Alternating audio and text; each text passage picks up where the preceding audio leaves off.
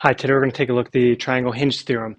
So the hinge theorem says if you have two different triangles, they share a side, they share another side.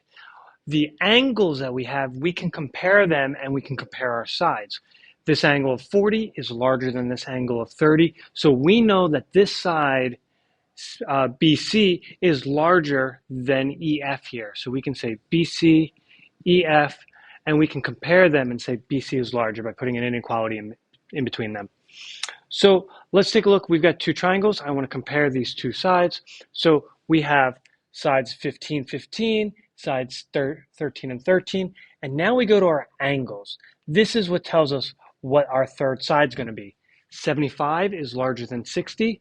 So we have JK, we have PR. JK, because that's a bigger angle, has to have a larger side. Down here, we have this little wing-shaped figure, but if I were to take this and split this up, we'd have two different triangles. Now, we have these two sides that are the same, but nothing else, no other information. But I do know that in the middle here, they do share a side. So if I were to take that apart, this FH would be on that triangle, this FH would be over here, and they'd be the same value. Now, the angle that's between them, 60 and 55, 60 is larger. So we're looking for EH and HG. We know that because 60 is bigger, this side, EH, has to be a larger. So using that. Now, on the flip side, we're comparing angles to give us sides. What about giving sides then for angles? Okay, so here we have two different triangles squished together. We have an 8 and 8. We have a 5 and a 12. Well, hold on. This doesn't work because these are different values.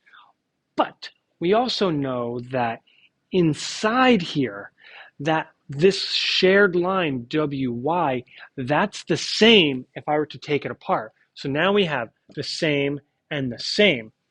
When we compare XY, XWY, we're looking at this, and then we're looking at ZWY, at this angle down here. So we got a side 5, side 12. What do we know about these? 12's bigger.